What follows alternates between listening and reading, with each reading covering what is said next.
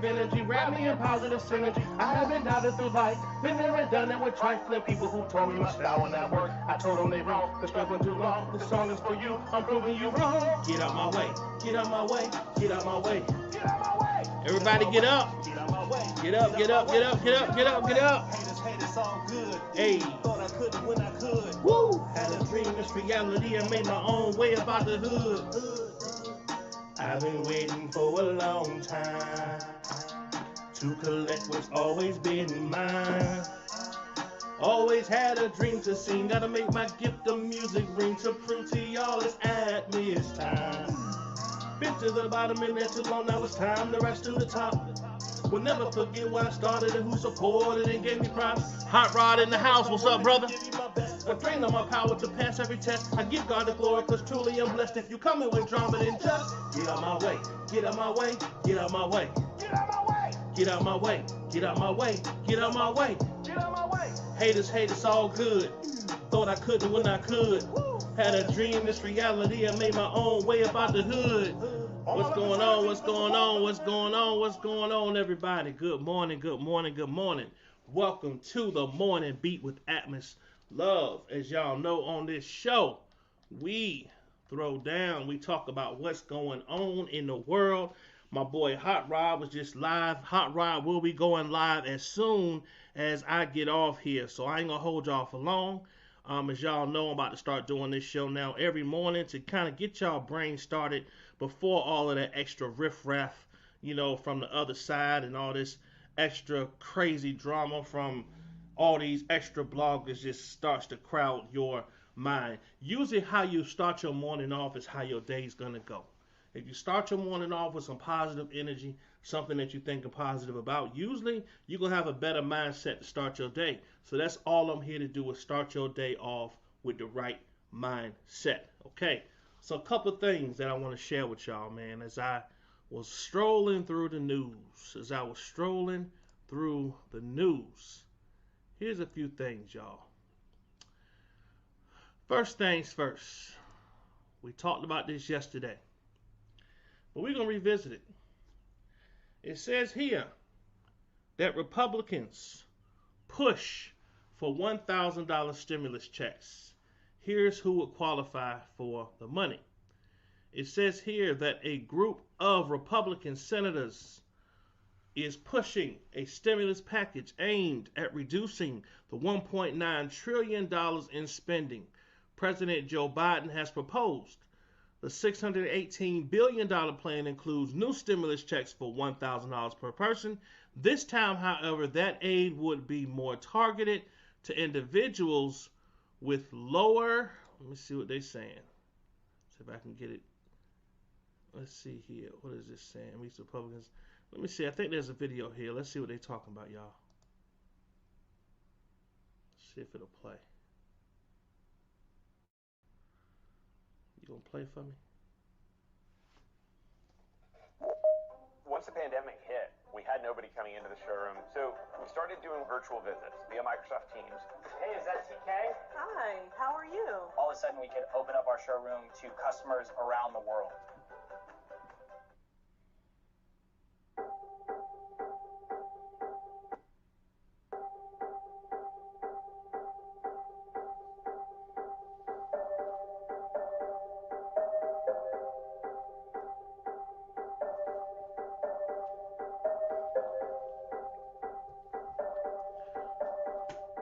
So it won't show on y'all screen. Let me see. I think the concept of getting a deal done is the most important thing. Look at how the markets and certain asset prices have adjusted. So you've had a 2% dollar rally in the last 3 weeks, pretty quiet, right? And you've had a chance to see yields test that 1% level on the 10-year and bounce, and I think are moving a bit higher. You've had commodity prices and some of the at least the byproducts of where you could see infrastructure spend as part of fiscal really actually trade phenomenally well, especially in the face of a stronger dollar. Look at Brent and crude, near essentially almost 1-year highs. You have a move in copper, which has been very supportive. So, look, I think markets expect to see some deal here. That's not the question. The size of the deal certainly could, I think, influence overall. But either way, we're moving that way. And I would be fading this dollar move, and therefore I think you can be buying commodities, you can be buying these resource trades, you can be buying the banks, because I think they're all going to benefit.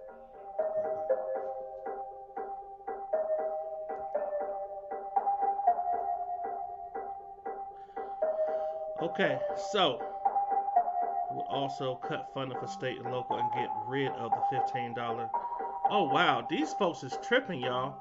Check this out. Let me pause this little video. So this is what it's saying.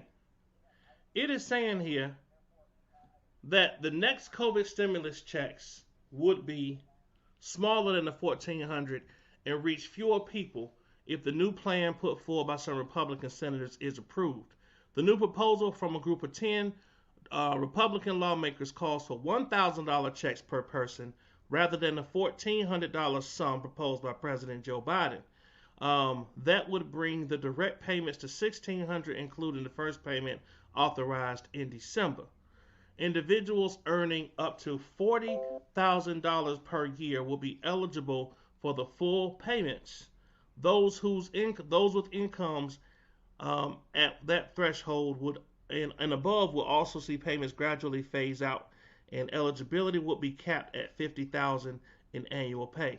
For married couples who file taxes jointly, the payments would begin phasing out at $80,000 and income will be capped at $100,000.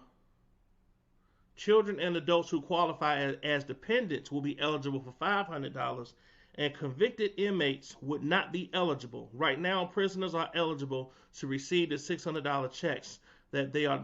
Okay, these Republicans have lost their doggone crazy psychotic minds. What in the heck is wrong with these stupid idiots? Convicted felons will not be. They need their money too. What's wrong with them? The checks would total an estimated $220 billion per the Republican plan. Meanwhile, the total package, including additional funding for vaccines, child care, enhanced unemployment insurance, and nutrition benefits, would cost an estimated $618 billion. In contrast, Biden's plan calls for $1,400 checks per person and would cost an estimated $465 billion in direct payments, or $1.9 trillion. The Republican proposal is likely a beginning package for negotiations, said Bill Hoagland, Senior Vice President at the Bipartisan Policy Center. Man, let me tell y'all something. There's no way that Democrats would agree to $618 billion, and I think they will feel it's not significant, Hoagland said. While the package could lose backing from some Democrats, the compromise could potentially pick up support from some Republicans. The new White House administration faces a difficult balance right now, according to Hoagland. This is going to be a huge task for President Biden, who I think in his heart likes to do things in a bipartisan way. Much will depend on the outcome of the meeting between Biden and Republicans scheduled for 5 o'clock p.m. at the White House on Monday. Let me tell y'all something.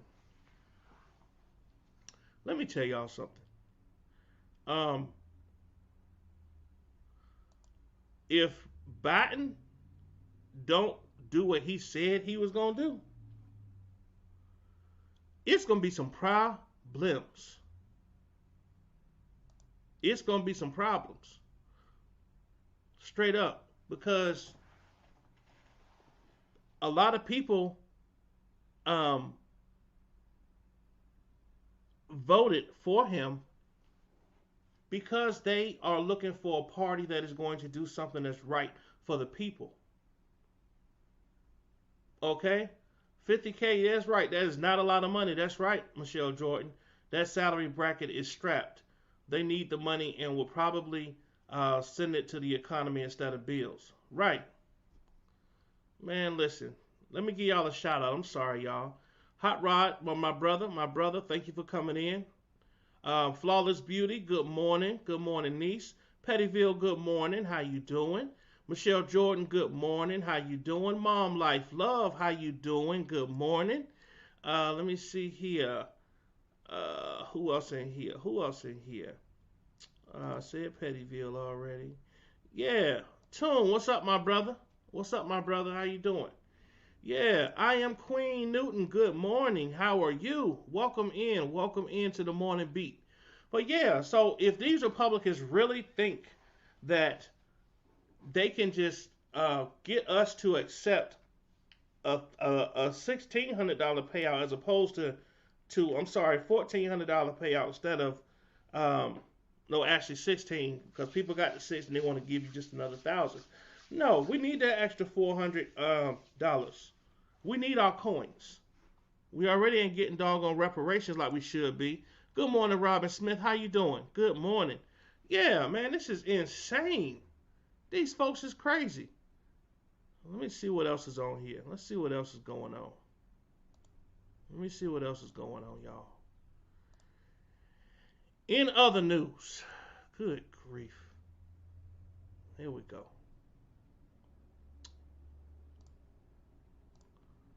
Here we go. In other news, winter storm blankets the Northeast. U.S. is halting traffic and vaccine appointments. It says here that a powerful nor'easter is working its way across the East Coast on Monday, shutting down schools, vaccination sites, and travel as it threatens to dump up to 2 feet of snow in parts of the region. It says here that the winter storm will bring heavy snow and winds from Pennsylvania through Maine. Let's see what else they're talking about. Hold on, let me pull this up for y'all right quick. Go back into here.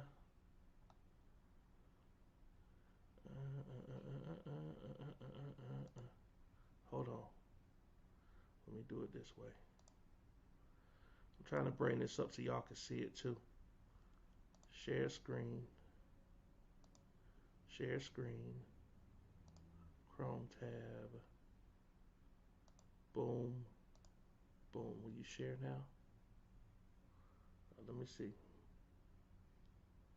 Let me see. It's gonna pop up. Okay, so let me finish reading this here in case it didn't. Y'all can just listen to me.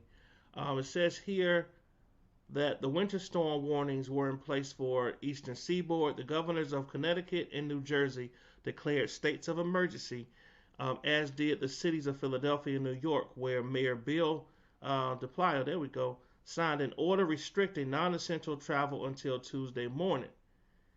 It says here, make no mistake, this storm will bring heavy snowfall and it will make travel dangerous in every neighborhood in our city. He said, imploring New Yorkers to stay home and keep the roads clear for emergency vehicles. Mid-Atlantic and northern states will report maximum snowfall totals for between 4 to 12.5 inches as of Monday morning. Certain New York and New Jersey counties have already recorded more than 6 inches. So basically, y'all need to be very careful. Watch the news to see, watch your areas to see how the snow is going to affect you in your area. They're going to be shutting down a lot. They want y'all to stay off the roads if you are in one of those high traffic areas for the snow. Okay? Let's bring on another thing here. Let's see here. Let me do this. Stop this screen. Let me share this one with y'all. This was definitely interesting. I think a lot of y'all not gonna like this right here, but it's crazy. So check this out. So it says here, if you received unemployment last year, you could be in for a surprise at tax time. It says here, tens of millions of Americans collected unemployment benefits for at least some period of time last year due to the pandemic's hit on the economy. After the stress of losing their job and figuring out how much their unemployment check would cover, chances are good taxes weren't the top of the mind for too many people. Nevertheless, unemployment compensation is treated as taxable income both by the IRS and by states. The exceptions are Alabama, Alaska, California, Florida, Montana, Nevada, New Hampshire, New Jersey, Pennsylvania, South Dakota, Tennessee, Texas, Virginia, Washington, and Wyoming. Let me see, y'all. Hold on. Let me see. Give me one moment. Share this. Chrome tab. There we go. Let's see if it shares now. So it says tax withholding from unemployment. Hold on, it says, but it's up to you to decide whether to pay taxes on the money up front or file estimated taxes on it quarterly. It says here that tax withholdings from unemployment compensation is voluntary at both the federal and state level, said Susie Smith, program manager of the Tax Institute of H&R Block. Typically, when you apply for jobless benefits, the states will give you a form to fill out if you want taxes withheld. But according to the IRS, many people don't opt for tax withholding, nor do they pay quarterly. In this case, the income taxes owed will be assessed at tax time. Okay, so you say Pettigrew, you had taxes taken out of yours. Okay, some people don't though. So some people may in for a negative surprise when they do their taxes this year, said Elaine Magg, a principal research associate of the Urban Brookings Tax Policy Center. That may be especially true for anyone who ended up making more on unemployment than they did while working, thanks to the $600 per week federal supplement to unemployment benefits that was in effect from April through July. That was paid on top of one state's unemployment benefit, which averages $380 a week in those states in most cases, especially if someone had other sources of household income, such as a spouse's paycheck or total tax liability from maybe higher than normal. So it's going to be a big surprise for many people, Mag said, but the net effect may not mean that they have to write a check to the IRS when they file their tax return. Instead, they may see a smaller refund than they expected because their increased income may reduce their eligibility for large tax credits, which such as refundable earned income tax credit. Last year, 77% of filers got a refund from the IRS, according to data on returns processed by the end of the year, and the average refund paid out was more than $2,500. Cardi K, what's going on, boo? How you doing? All right, y'all. So, in other news, so just to sum that up, y'all, so some of y'all might have to pay some taxes on that unemployment. Some of y'all may not. I hope y'all don't, because that will suck. So in other news, now,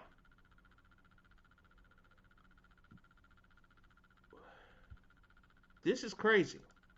Like, this news right here is super cray-cray. It says here that Evan Retro Wood accuses Marilyn Manson of abuse. If y'all don't know who Marilyn Manson is a artist, very famous artist who is more into the dark kind of rock and roll type thing. He is actually from Ohio. Says here, he started grooming me when I was a teenager and horrifically abused me for years, Ms. Woods said on Instagram. Hours later, Mr. Manson's label dropped him. So it says here that the actor and singer, let me see if I can pull this up so y'all can see it for yourselves. Hold on. Share screen. Boom. Boom.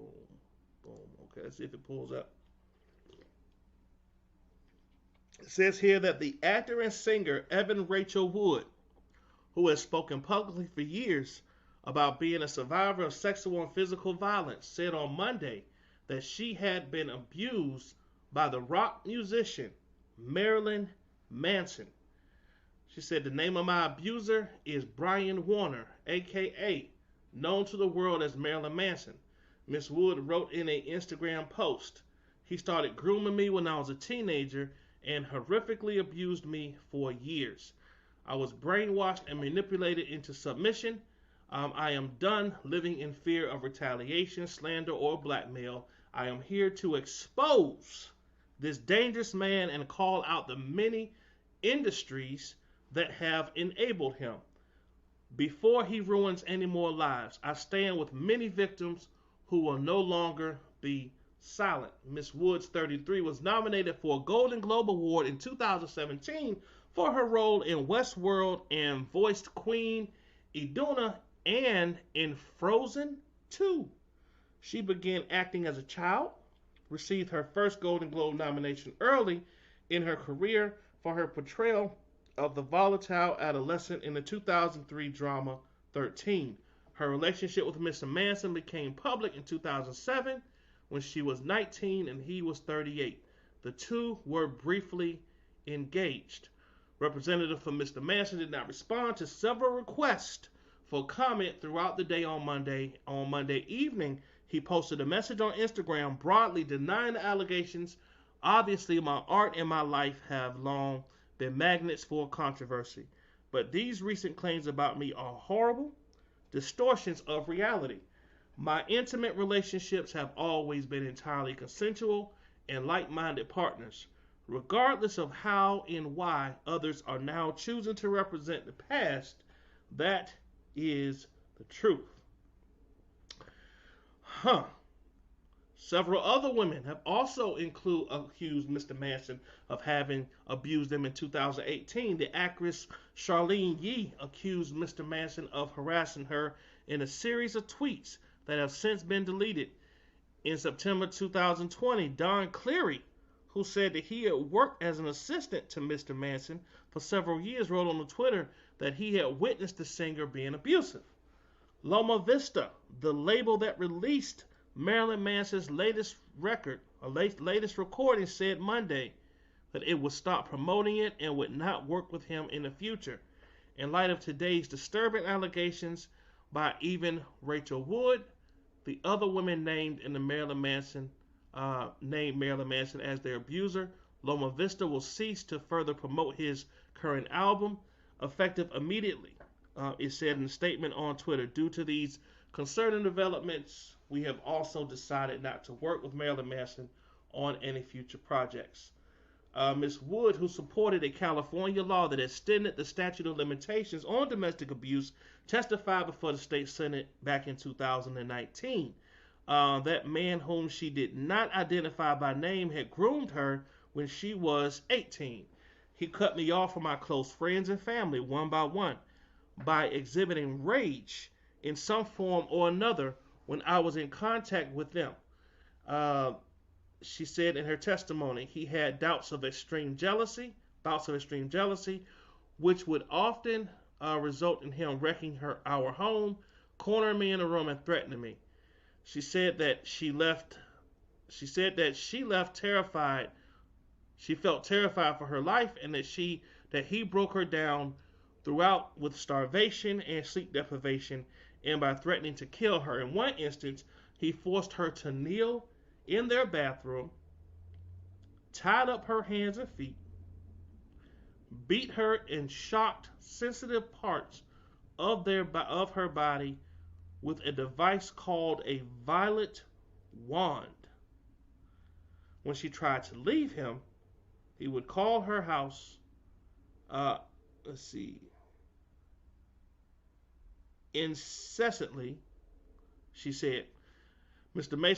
Manson told Spin Magazine back in 2009 that he had called Miss Wood 158 times one day after a breakup. What in the heck? Why would you call somebody 158 times during a breakup? "I have fantasies every day about smashing her skull in with a sledgehammer." Okay. Whoa. Let me read that one more time. This dude said he told the Spin Magazine back in 2009 that he had called this lady, Miss Wood, 158 times one day after a breakup. And then he said out his mouth, I have fantasies every day.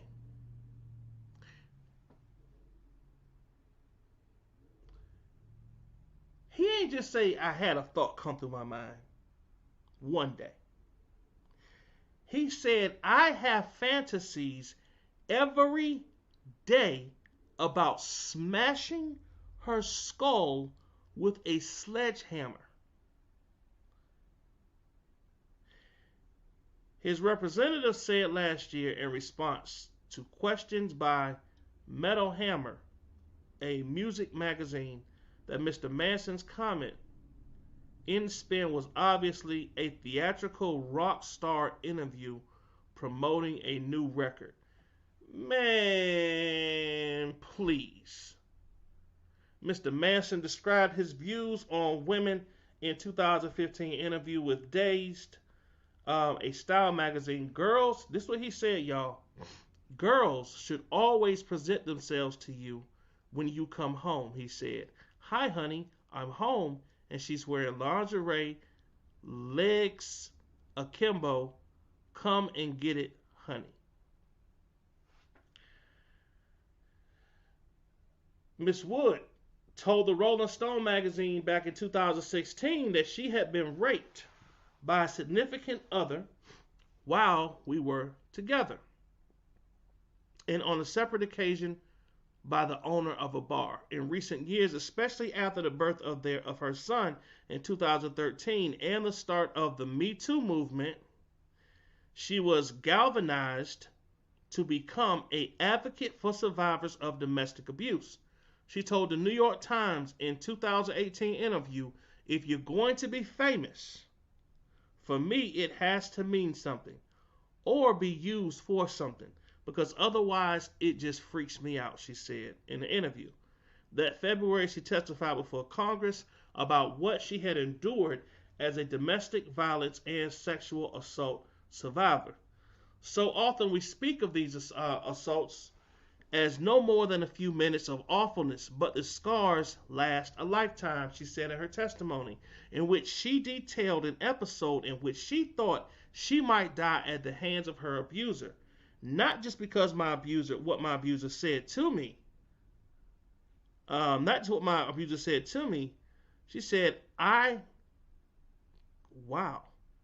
could kill you right now. Not because in that moment I felt like my body, I was too afraid to run, he would find me. For years afterwards, she said she struggled with depression, addiction, agoraphonia, whatever that is, night terrors, and made 2 suicide attempts. She said that she was eventually diagnosed with long-term post-traumatic stress disorder before her congressional hearing about the Survivors' Bill of Rights, which expanded access to medical care for more survivors of sexual assault. Ms. Wood said that she had hardly uttered the full scope of her trauma to anyone. She had barely processed it herself. She said in a 2018 interview, until she was cast in Westworld, the sci-fi drama in which she played an innocent who slowly awakens to the darkness around her. Man, so y'all won't read all of this. If y'all want to go in and read, it ain't that much more to read. Hold on. It says here, Miss Wood has said that she did not report her abuser to the authorities because the statute of limitations had long since passed, and that she chose not to name him because she felt she had come to terms with her own story first. It took me so long to process everything and to get to a place where I felt even safe enough to speak about the abuse. And it's scary, she said in Harper's Bazaar in 2019. Giving survivors more time was part of her motivation in working at the Phoenix Act, the California bill for which she testified. It was passed in 2019. It took effect last year, It also lengthened the statute of limitations for domestic abuse felonies to 5 years, and expands training for officers working on domestic violence cases. In response to Ms. Wood's allegations on Monday, Susan Rubio, the California state senator who proposed the legislation and who herself is a survivor of domestic violence, called for Mr. Manson to be investigated. Here we go. In her statement, she said, I was horrified to hear these domestic violence allegations. We need to stand with the victims. We know that they are mostly always isolated from loved ones, making it a more difficult to escape or seek justice. Victims are usually not believed or are threatened to keep quiet. So when they do come forward, we need to support them. These allegations of physical, emotional, and financial abuse against Marilyn Manson, also known as Brian Hugh Warner, must be taken seriously and thoroughly investigated. If law enforcement does not do that, we will not only fail these victims, but future possible victims of the alleged perpetrator. We must not let that happen. This is California State Senator Susan Rubio.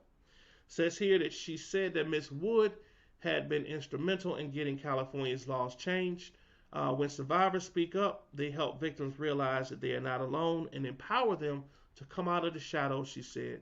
The more stories we share, the less power we give our abusers. So y'all, that's crazy. That's crazy. Now this dude is here's what I don't understand. Why do these people that's got money, these rock stars, feel like it is okay to just do whatever they want to do to people because they got money? Why do y'all think that is? That if you have money and you have prestige, it's okay to abuse people. It's okay to, that's insane. That is simply insane. Hey, Rockin' Robin, good morning. How you doing? Angie Walker, good morning. How you doing? Good morning. Good morning, good morning, good morning. Bev Davis, good morning. How are you? Thank you for coming in. Man, yeah, probably time. Yeah, you right, Michelle Jordan. With this stimulus, yeah, it's time probably to write them and flood them and say, y'all better not even think about doing that Republican plan. Don't even think about that crap. All right, and there was one more thing I wanted to share with y'all before we got off here. Let's see here. See if I can find it. Right here.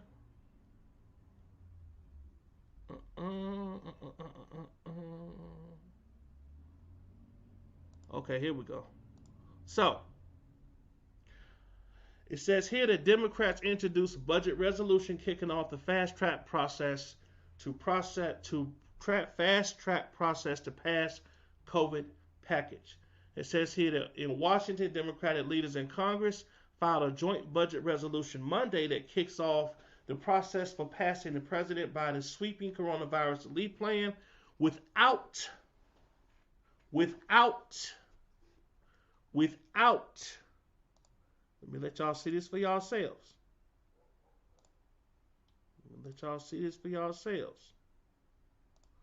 Hold on. Here we go.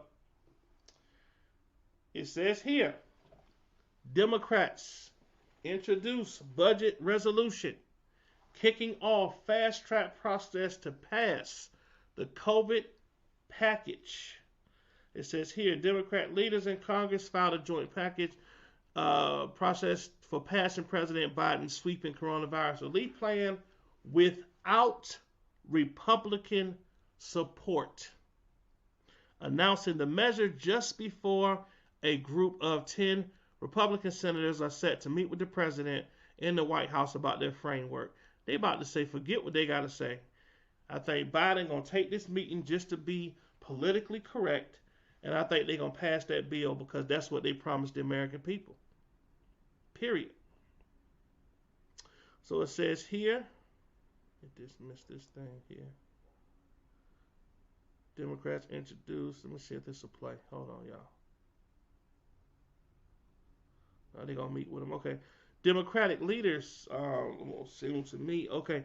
The budget resolution filed by House Speaker Nancy Pelosi and Senate Majority Leader Chuck Schumer is the first step in the budget reconciliation process, which would allow Congress to swiftly approve Mr. Biden's $1.9 trillion coronavirus package with a simple majority.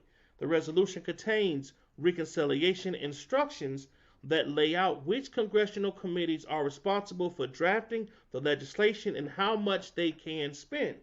Once both the House and the Senate pass the resolution, the committees can get the work of the reconciliation bill. Congress has the responsibility to quickly deliver immediate comprehensive relief to the American people hurting from COVID-19. Schumer and Pelosi said in a statement that the cost of inaction is high and growing, and the time for decisive action is now. Ms. Bougie, what's going on? How you doing? So Oakland, good morning. Good morning. So y'all, listen. They're trying to get this thing passed, whether Republicans or what it or not. So it says here that the instructions direct the relevant House and Senate panels to come up with the language to address several of the key provisions in Mr. Biden's plan, including the $1,400 direct payments to individuals and an extension of the unemployment insurance program through September with a $400 per week enhancement. The legislation would also include $350 billion for state and local governments, funding to reopen schools, and more money for vaccines, testing, and public health programs. The budget resolution calls for federal aid to support the use of Defense Production Act to boost manufacturing of supplies needed to combat the coronavirus, as well as money for small businesses. Absent from the summary included by Democrats is a provision raising the federal minimum wage to $15 an hour, which was in Mr. Biden's package, but criticized by Republicans. What y'all think about raising the minimum wage to $15? What's y'all honest feeling about that? If you think it's a great thing to raise the minimum wage to $15, put a 1 in the chat. Put a 1 in the chat if you think it's a great thing to do that. Put a 1 in the chat. The only thing we cannot accept is a package that is too small or too narrow to pull our country out of this emergency. Schumer said in his remarks on the Senate floor, we cannot repeat the mistake of 2009, and we must act very soon to get the assistance to those who desperately need it. The New York Democrat said input from Republicans is welcome. So, y'all know what the Republicans are trying to do today. Or not today, but next Monday, I assume they're going to meet with the president and try to talk him out of doing what he said he was going to do for the American people. And I just don't see that happening. I don't see it happening. I don't think that he is going to budge at all. I don't think he's going to budge at all. And I hope he don't. But that's pretty much what it is, y'all. That's pretty much what it is. I want y'all to take in that information and remember it. Come back on here so y'all can understand exactly what's going on with legislation, what they are trying to do, what they are trying to prohibit, what they are trying to do to enhance to make sure that people that are struggling can have better lives and be able to afford to feed their families and take care of their households, okay? But y'all, I'm about to get ready to go to work. I want y'all to know I love y'all. Hot Rod is going live right now. Y'all, we have a grown man in the White House. Yeah, we do. Hey, Diva Town, what's going on? Hey, 100, how you doing? Hot Rod is going live right now. So everyone, please go over to Hot Rod's channel. He said he got some things he want to get off his chest.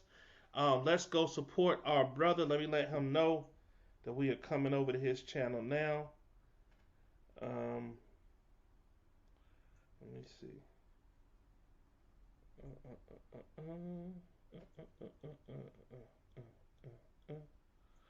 Man, y'all have a blessed day. Don't forget to mask up everywhere you go. Do not be walking outside without no mask. Do not be letting nobody talk in your face without no mask. Do not be shaking nobody's hands without no gloves on. Do not be putting your hands near your nose after you touch a door or anything like that. Um, I'm off. We're going to your live now. Okay. All right, y'all. I love y'all. He's going live right now. Okay? Peace. Have a blessed day. Thank you for joining the morning beat. Okay, I see you, Hot Rod. We're coming to your channel now, brother. All right. Peace.